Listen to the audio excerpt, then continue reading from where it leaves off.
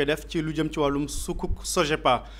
Sogepa nag benn financement islamique la boo xam te ni nguurug Sénégal dafa jaaroon pour lever ay fonds mais jaarale ko ci génn kër gu ñuy woowee Sogepa ñu ne loolu nag dafa tax am ay nit ñoo xam te njortu nañu ni dañu laale ci xaalis boobu nga xam te moo ñeeloon boobu le financement te bi nga xam te ni nii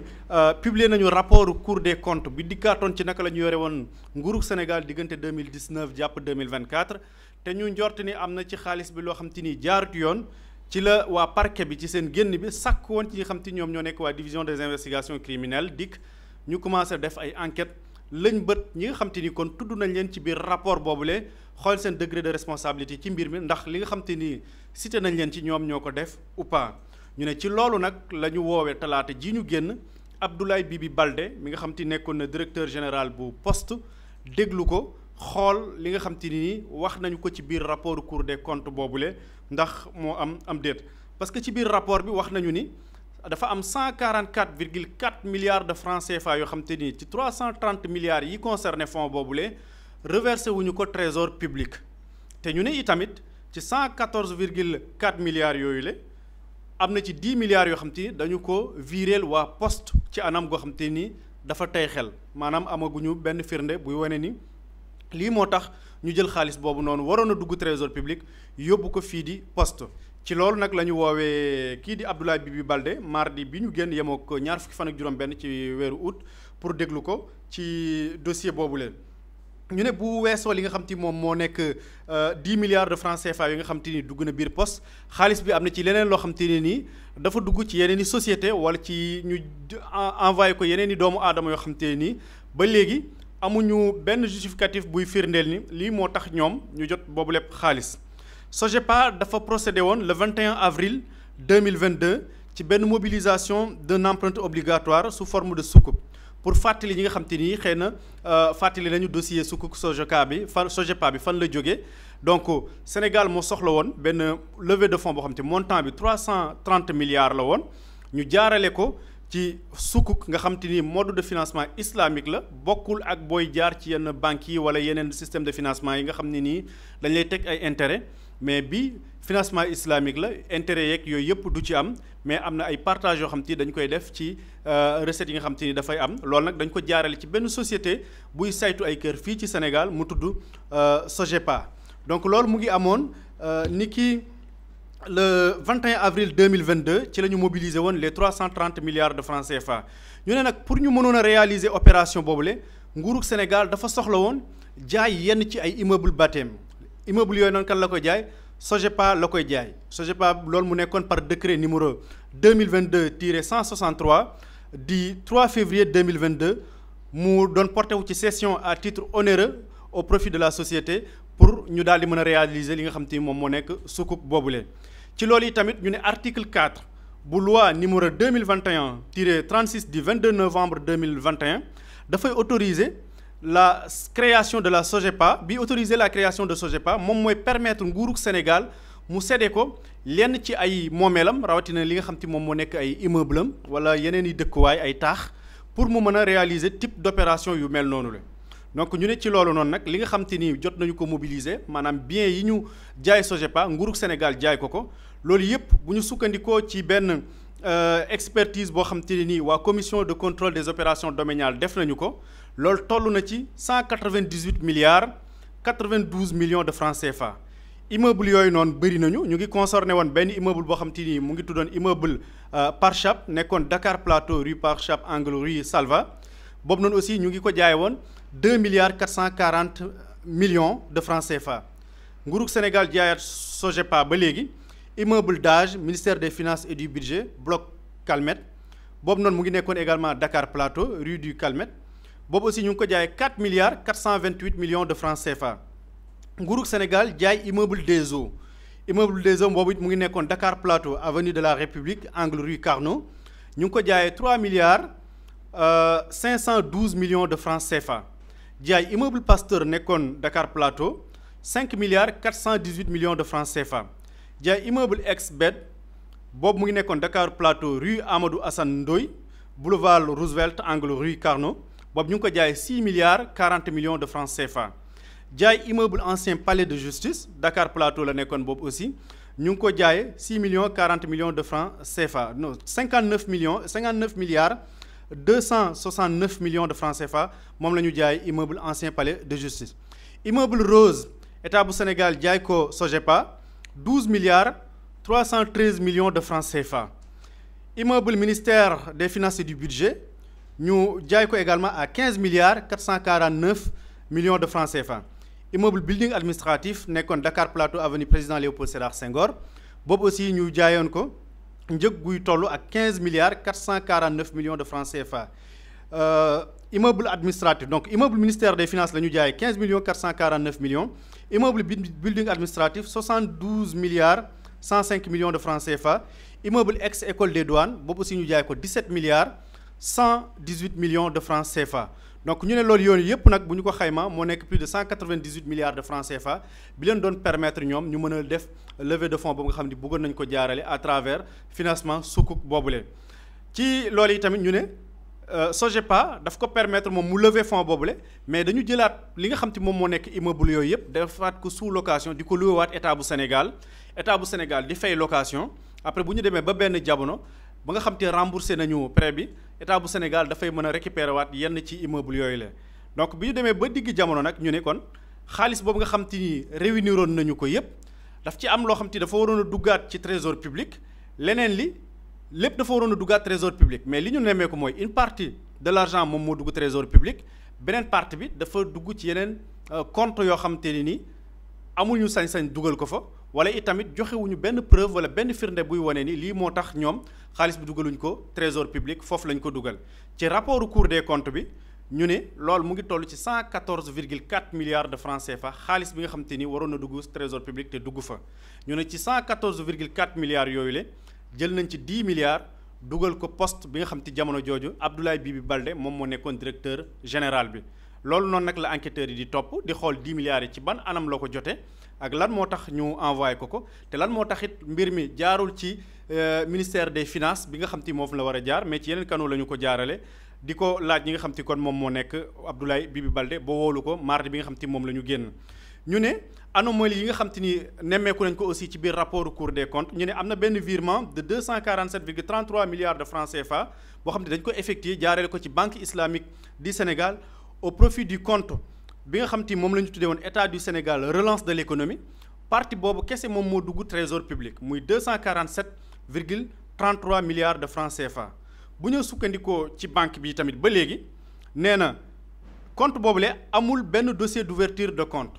les ordres de virement yi ñu présentés par la banque ñu sont signés par le directeur général du budget donc li nga xam te moom la yoon tëral pour ñu war fa mën a jaar ñoom itamit sàmmwuñu ak moom. ñu ne ñu ngi ko positionné woon le 11 mai 2022 produit bi ñu waroon ko exécuter en dehors des procédures budgétaires et comptables noonu la ñu ko defee jaarale wuñu ko ci procédure budgétaire ak comptable yi donc dañu salfaañewaat li nga xam te moo nekk wàllum yoon ci mbir moomu la ba léegi. ñu ne le trésor public n'a reçu que 90 milliards de francs CFA par virement successif loolu ñu ngi ko defoon le 16 mai 2022 pour 30 milliards de francs CFA le 19 mai 2022 40 milliards de francs CFA. le 14 juin 2022 20 milliards de francs CFA reliquat bi nga xam te moo toll woon ci 157 milliards 338 millions 615 mille 804 francs CFA loolu aussi nee nañu gisuñu xaalis boobu noonu fan la jaar ci li nga xam te ni moom moo nekk trésor public mënuñu ko retracer. ñu ne waa ministère des finances et du budget ñoom préciser nañu que ni sukuk boobule 247,3 milliards de francs CFA yi nga xam te moom laa leen wax sànq naka lañ ko jëfandikoo maanaam 132,9 milliards yi ñu ne loolu encaissé nañ ko trésor public 90 milliards la ñu jotaat 13,2 milliards loolu yëpp nee nañ viré nañ ko jaarale ko Ecobank jotaat aussi 29,74 milliards loolu aussi dugg na biir trésor public nee nañ ñu ngi ko def benn remboursement crédit boo xam te ni banque islamique du Sénégal la ñu ko jagleel en 2021 ñu ne y a 114,4 milliards de francs CFA yoo xam te ni aussi dañ ko exécuté hors des comptes bancaires du trésor maanaam ci yeneen compte bancaire la jaar xaalis boobu noonu nga xam ci moom la ñuy wër jamono jile am na ci benn partie boo xam te ñoom li ñu déclaré mooy am na yeneen société yu ñu ci fay société yi tudd nañ ci société bu mel ni Sofico mooy société bu Tahirou Sarr tudd nañ ci Sénégindia di benn société boo xam te dafay yëngatu ci wàllum immobilier ak poste bi nga xam te moom la Abdoulaye Bibi Baldé jiite woon ak yeneen société yoo xam te ni ñoom itamit ba léegi ñu ngi leen di topp war leen a déglu xool ci ban anam la ñu jotee xaalis boobu nga xam te ni trésor public la waroon a dem ñu ne itam laata ñuy déglu kii di Abdoulaye Bibi Baldé Abdou Yaya Kane nekkoon DG bu SOGEPA moom itamit war nañu ko déglu pour xool moom naka la ñu jëfandikoo xaalis boobu nga xamante ni dañ ko doon gérer ay immeuble yu état jaayoon SOGEPA ñu waroon gérer xaalis bi la fa tukkee yëpp nan la ko defee ki nekkoon directrice générale bu banque islamique du Sénégal ak ki ko nekk jamono jii tamit ñoom woo nañ leen déglu leen parce que xaalis bi lu ci bëri aussi banque islamique du Sénégal foofu la jógee am na yeneen personne morale ak personne physique yoo xamante nii ay responsable de société de titrisation ak yu demee noonu ñoom ñëpp dikk mu ngi leen di woolu jamono jile di leen déglu mais li nga xam te ni daal moom moo ci gën a fës mooy talaata ji ñu génn yemook ñaar fukki fan ak juróom-benn ci weeru août 2024 Abdoulaye Bibi Baldé nekkoon directeur général bu poste moom woolu nañ ko déglu nañu ko ci li nga xam te ni moom moo nekk 10 milliards de francs CFA yi poste jot te ñu ni dafa waroon a dem trésor public mais nekkul dañ ko waroon a viréel poste mu wax ci ban anam la ko jotee ak naka la jëfandikoo boobu lépp xaalis déglu yi tamit ki nga xam te moo nekk Abdoul Yaya Kane nekkoon directeur général bu SOGEPA donc loolu mooy li nga xam te ni tey Libération yéenekaay dikkaatoon na ci ñeer rek suite bi nga xam te ñu ngi koy jox rapport Cour des comptes bi dikkaatoon ci naka la ñu yore Sénégal ci wàllum finance yi diggante 2019 jàpp 2024. am na solo Ismaïla ci leeral bi Boury ban gis-gis nga daal di am dikkaat ci yeneen scandale yoo xamante ni ñoo ngi koy tudd boobu ba léegi ba am kilifa yuñ ci jot a woolu ci biir semaine bi. waaw pardon man dama naan nguuru Macky Sall scandale yi moom da ngay xëy dama liir sànq am ku ne dañuy ragal sax suñu degré d'indignation dem ba tollu benn niveau boo xam ni même bu ñu déggaatee yenn mbir yi dañ koy xaw a soofantal seetlu woon ni Sénégal léegi scandale yi dafa bari ba actuellement xam nga ñi ngi dans la reddition des comptes ñi ngi dans des fouilles di xool ku ci nekk fañ la teg yan njombe nga fa fekkoon am na ñenn ñi fësal li nga xam ne fa lañ moom lañ fekk foofu am ñoo xam ne sax ba tey waxaguñ mais boo xoolee le mal est trop profond léegi li ñu naan degré d'indignation bi mooy nit ñi dañuy dem ba soofana da ngay gis même dans des structures yi nga xam ni c'est des centaines de millions ou bien des dizaines de millions nit ñi sax dañ koy xaw a ñàkkal fayda parce que dañu dem ba sàcc xaalis ci jamonoy nguuru président Macky Sall ñu ñàkkal ko solo ba parfois yenn somme yi ay 100 millions boo ko déggee ci ay bërëb du jur benn certaine indignation alors que c'est très grave dans la mesure où bu la nee fii am na détournement 100 millions fii amaat na 100 millions fii amaat na 100 millions boo ko boolee c'est des milliards donc noonu la ñu def tey fa la ñu yóbbu réew mi et cas poste dafa nekk benn cas bu xaw a particulier et c'est très dommage mais fi mu ko jegee mooy SOGEPA man j'ai l'impression que dañ ko créé woon parce que SOGEPA après la ko nguuru Macky Sall soppiwaat tur bi mais t'as l'impression que après dañ ko créé woon pour seulement soit brader li nga xamante ni ñun Sénégal moom la ñu moom wala soit pour des levées de fonds soi-disant parce que boo xoolee leur stratégie boobu ñu doon teg li ñuy wax souvent mooy oui c'est des méthodes pour pouvoir générer de l'argent c'est une technique quoi parce que même dans certaines opérations da ngay dégg ni état mooy jaay boppam parce que SOGEPA état moo ko moom état bu Sénégal moo ko détenir parfois nga dégg ñu ne état jaay na boppam bu jaayee boppam après kooku noonu même kër gi muy SOGEPA mooy jël di louer ñu ne waa lan moo tax ngeen di jaay seen bopp pour louer ñu ne oui pour générer d'autres sources de revenus mais aussi pour pouvoir lever des fonds mais après ok on est d'accord léegi après cette stratégie là que vous aviez mis en place ban njeexital la am par rapport à nos finances tey boo jëlee l'exemple poste tey malgré des opérations yu ñu mënti waxal ñoom lu ne dañ ko wutal lay mais qu'en est-il même de cette société là publique bi nga xam ni tey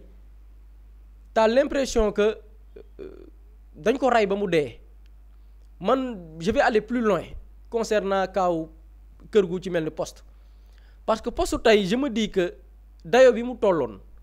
ak tey boo jëlee poste moom dee na kenn waxatu ko et tey le cas man pour tax je m'intéresse à ce dossier là parce que poste on parle de Abdoulaye Bibi Baldé mais même li précédé Abdoulaye Bibi Baldé y a le cas de Siré Dia su ma juumul bi muy jugee poste on parle dette boo xam ni poste am na ko boo xam ni c'est plus de 180 milliards donc yooyu c'est des choses yu ñu war a caytu xool ko parce que pourquoi parce que kër googu problème yëpp mooy ña fa jot a jaar ñëpp amuñu woon benn vision pour xool naka la ñuy jooyante kër gi existe na depuis belle lurette ay générations et des générations jaar fa mais année yu suivre surtout du temps des libéraux y a aucune politique boo xamante ni dafay permettre pour man poste mënoon na moom boppam d'une manière boo xamante nii dafay autonome parce que tey tous les services tey même s'il y a des transactions yoo xam ni c'est des transactions nouvelles yi am poste mënoon na teel a positionné wu par rapport tey on parle des méthodes de transaction par mobile on parle de certains services yi may bañ a def la promo mais poste mënoon na teel a positionné wu ci ce genre de service là dans les transactions dans les échanges internationaux pour man poste waroon na ci gën a teel a positionné wu mais lan la moo xewoon poste boo jëlee temps au Siré Dia dama ci Ablaye bi Baldé mi y avait aucune politique y avait aucune vision pour xool kër gi potentiel bi mu am parce que poste potentiel bi mu am mooy dafa am présence dafa am li naan maillage territorial dañoo présent partout au Sénégal foo jël ci réew mi am nañ fa des services am nañ fa une présence mu nekkoon kër goo xam ne neexoon na defal bu deewoon ni kilifa ya fa jotoon jaar amoon nañ une vision par rapport ak tey fi jamono toll ci wàllu transaction ci wàllu opération ci wàllu échange jëlee ay mbir bitim réew di ko indi fii wala jëlee ay mbir fii di ko yóbbu bitim réew poste mënoon na ci teel a positionné wu avec des solutions yoo xamante ne nii tey dafay nekk benn institution ou bien benn kër goo xam ne dafay autonome mais dañ ko rey pour lan pour des choses yoo xamante ni tey mënoo ko comprendre tey on parle des scandales de plusieurs milliards je parle ba dama ne cas bii sax moo ci gën a ndaw cas bii nii avec Abdoulaye Bibi Baldé moo gën a ndaw mais y a d'autres cas yoo xamante ni on te parle mais clientélisme politique poste la fekkoon baax dañuy nommer nit premier réflexe bi mu am mooy soit naa enrichir soit dinaa placer des personnes yi nga xam ne amuñu aucune compétence amuñu benn compétence recrutement yaa ma neex kër gi fu mujj après des dettes de plusieurs milliards on parle de plus d'une centaine de milliards yoo xamante ni dépensé nañu ko ci kër gi et je pense que tey waram des xam nga fan yii ñu ngi doon wax assise pour Air Sénégal ni ñu ko jooyanteeg yooyu noonu wala conseil interministériel pour faire le point par rapport ak le projet Air Sénégal mais pour man benn kër bu mérité conseil interministériel ou bien des assises mooy poste non seulement pour situer les responsabilités pas seulement yamale ko ci le dernier directeur général là ou bien Abdoulaye Bibi Baldé mais ses prédécesseurs ñi ko jiitu ñu def benn audit bu yaatu par rapport ak poste situer les responsabilités mais aussi comme je l'ai dit bañ ci yam parce que poste dafa am une benn potentiel boo xamante ne nii Sénégal bu ko exploité woon dëgg même y a d'autres moyens ñuy jaar ou bien solliciter des services des étrangers poste mënoon na accaparer ou bien occuper ce marché là dans la livraison dans les services de paiement dans les transactions internationales poste dafa waroon tey am une mainmise te loolu gis nga bu ko poste occupé woon du yàqal dara les privés yi exercer ci domaine boobu noonu marché bu yaatu la macha allah mais dina permettre poste mën na créer des milliers d'emplois mais malheureusement on avait des dirigeants yoo xam ne amuñu woon benn vision bon à la fin da nga naan mën nga sax affirmer c'est des gens qui n'aimaient pas leur pays résultat des comptes tey ñi ngi ci joyante yi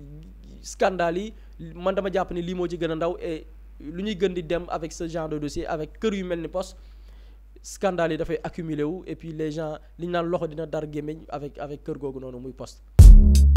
Mously Immo Sénégal moo leen di indil saafara ci jafe-jafe bu ngeen am ci wàllum immobilier yow mi bëgg a jënd kër yow mi bëgg a tabax wala nga jaay sa terrain jokkool ak waa Mously Immo ku am sa kër bëgg ku la ko terrassel wala nga am sa tool bëgg ku la ko lotisel defal la ko ay terrain Mously Immo Sénégal daf leen koy jàppandal gunge leen ci anam gu mucc ayib ku am sa kër itam te nekkuloo ci biir réew mi bëgg ku la ko toppatool gérer la ko Mously Immo moo ci gën a gaaw gën ci wóor ku bëgg réfectionner tabax wala nga defar plan architecte mën nga jokkoo itam ak waa Mously Immo Sénégal mën ngeen leen a woo ci 77 887 25 13 77 887 25 13 Mously Immo indi saafara ngir jëndum kër tabax jaayum terrain terrasse yi ay tool wala lotissé ko defal leen ko ay terrain loolu lépp Mously Immo moo ci gën a gaaw man ngeen itam abonné ci seen chaîne YouTube Mously Immo Sénégal ngir am yeneeni xabaar yu gën a dëggu wala itam wàllum conseil ci wàllum immobilier fii ci biir réewum Sénégal